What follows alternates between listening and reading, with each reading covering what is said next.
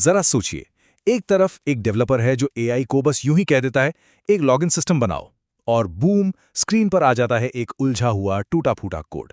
वहीं दूसरी तरफ एक और डेवलपर है जो बहुत सोच समझकर एक सधा हुआ कमांड देता है। वो कोड की एक लाइन लिखने से पहले आर्किटेक्चर और सारे नियम कायदे मांगता है, और नतीजा एकदम साफ, स्टेबल और प्रोडक्शन के लिए तैयार सिस्टम। तो बात एआई की नहीं है, बात है कि हम उससे कैसे काम करवा रहे हैं। तो स्क्रीन पर जो दो हिस्से दिख रहे हैं वो यही कहानी बताते हैं। बाईं तरफ है वाइब कोडिंग, मतलब बस एक अंदाजे पर एक बातचीत की तरह एआई को कुछ भी कह देना, और दाईं ओर है एआई इंजीनियरिंग। यहाँ हर कमांड, हर प्रॉम्प्ट एकदम नापा-तुला, सोचा समझा होता है, और नतीजा तो सामने है ही। वाइब कोडिंग से मिलती है सिर्फ उलझन, जबकि इंजीनियरिंग से बनते हैं मजबूत, भरोसेमंद सिस्टम। और सच कहूं तो यही इस पूरी बातचीत का सार है। गलती एआई की है ही नहीं। असली मुद्दा है, क्या हम एआई से बस यूं ही बात कर रहे हैं या एक प्रॉपर इंजीनियरिंग प्रोसेस फॉलो कर रहे हैं। यही वो बुनियादी फर्क है जो एक छोटे-मोटे एक्सपेरिमेंट को एक मजबूत, टिकाऊ सिस्टम से अलग करता है। और यही वो स्किल है जो आज के दौर में बहुत ज़रूरी है। यही वो चीज़ है जो उन इंजीनियरों को दूसरों से अलग करती है जो एआई की पावर को सही मायने में इस्तेमाल करते हैं। वरना तो ऐसे सिस्टम बनते रहेंगे जो रियल वर्ल्ड प्रेशर में, मतलब असल दुनिया के दबाव में, ताश के पत्तों की तरह ढह जाते हैं। तो सवाल ये उठता है कि ये वाइब कोडिंग का जाल आखिर है क्या? देखिए, ये ना स्पीड का एक धोखा है। हमें लगता है कि हम बहुत तेज़ी से काम कर रहे हैं। हम एआई को बस कुछ सिंपल प्रॉम्प्ट्स देते हैं और उम्मीद करते हैं कि वो एक शानदार, भरोसेमंद सिस्टम बना देगा। लेकिन बिना किसी ठोस प्लान के, और इसका नतीजा लगभग हमेशा एक ही होता है। ऐसे सिस्टम्स जो कभी भी धोखा दे सकते हैं, मतलब कमज़ोर सिस्टम्स। और इस तरीके से काम करने पर कुछ गलतियां होना तो तय है, जो बहुत कॉमन है। जैसे कि हम आर्किटेक्चरल प्लानिंग को पूरी तरह से नज़रअंदाज कर देते हैं। एआई को सीधे कोड बनाने के लिए कह दिया, फिर जो भी कोड एआई ने दिया उसे बिना किसी सख्त टेस्टिंग के मान लिया। और सबसे बड़ी गलती, हम एआई के आउटपुट को चैलेंज ही नहीं करते, उसकी क्रिटिकल जांच पड़ताल नहीं करते, बस मान लेते हैं कि जो भी उसने बनाया वो सही ही होगा। और इसका जो असर होता है ना, वो बहुत खतरनाक है और चुपके से होता है। सिस्टम का आर्किटेक्चर, जिसे एक लोहे का नियम होना चाहिए, वो बस एक सुझाव बनकर रह जाता है। अब देखिए, एआई एजेंट्स में इंसानों वाली समझ तो होती नहीं। वो तो बस दिए गए काम को पूरा करने के लिए बार बार आर्किटेक्चर की बाउंड्रीज को तोड़ेंगे। सिस्टम की लॉन्ग टर्म हेल्थ की उन्हें कोई परवाह नहीं होती। तो इसका नतीजा क्या निकलता है? एक ऐसा कंफ्यूज्ड सिस्टम जहां सब कुछ आपस में गुंथा हुआ है, और जब कुछ गड़बड़ होती है तो उसे ठीक करना 3 गुना ज्यादा मुश्किल हो जाता है।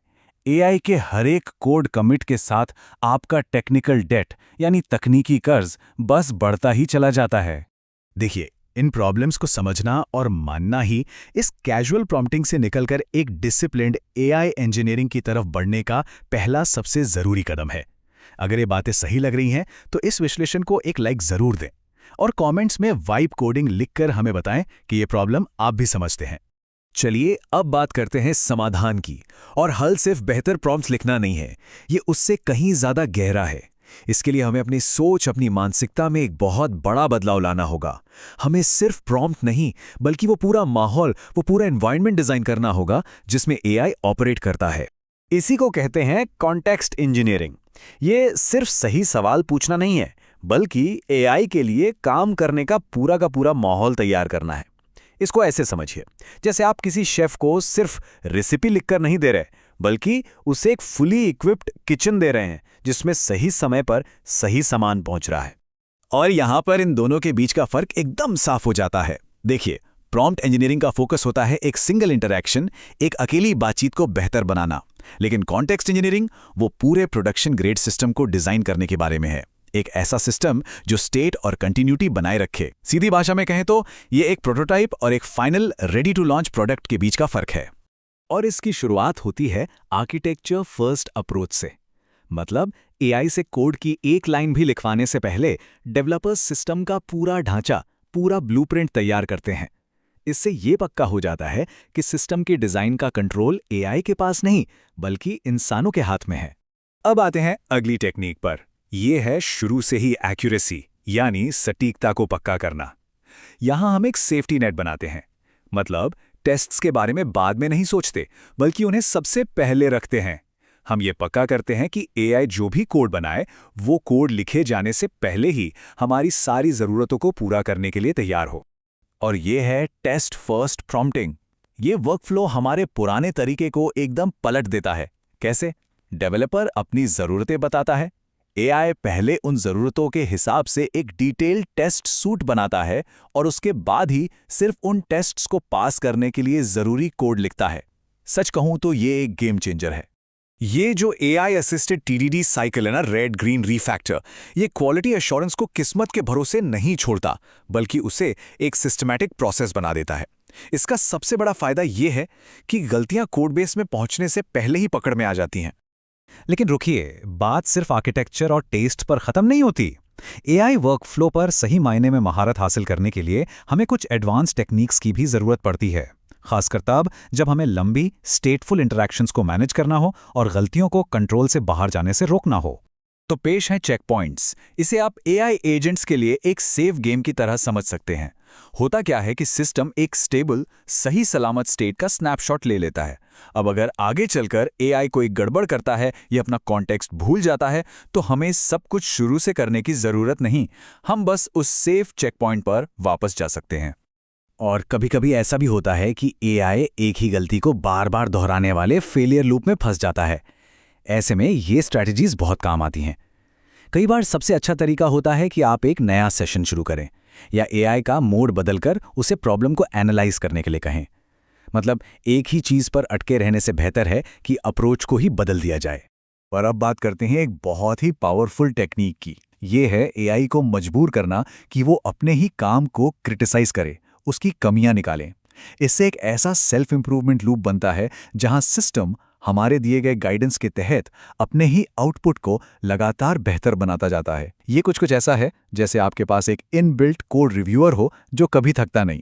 तो जब हम इन सभी टेक्निक्स को एक साथ देखते हैं तो एक बात बिल्कुल साफ हो जाती है, डेवलपर की भूमिका अब बदल रही है। अब बात सिर्फ कोड लिखने की नहीं रह गई है, अब रोल है एक एआई आर्किटेक्ट का। एक ऐसे आर्किटेक्ट का जो एआई को डिजाइन करता है, उसे गाइड करता है और उसे कंट्रोल करता है। और ये हमें इस पूरे विश्लेषण के सबसे जरूरी सबक पर ले आता है। एआई आने से इंजीनियरिंग डिसिप्लिन खत्म नहीं हुआ है, बल्कि उसका महत्व और भी ज्यादा बढ़ गया है। असली स्किल अब चालाकी भरे प्रॉम्प्ट्स लिखने में नहीं है। असली स्किल है ऐसे कंट्रोल्ड वर्कफ्लो डिजाइन करने में जो हर बार भरोसेमंद, प्रेडिक्टेबल रिजल्ट्स दें। तो अंत में दो तरह के डेवलपर्स होंगे।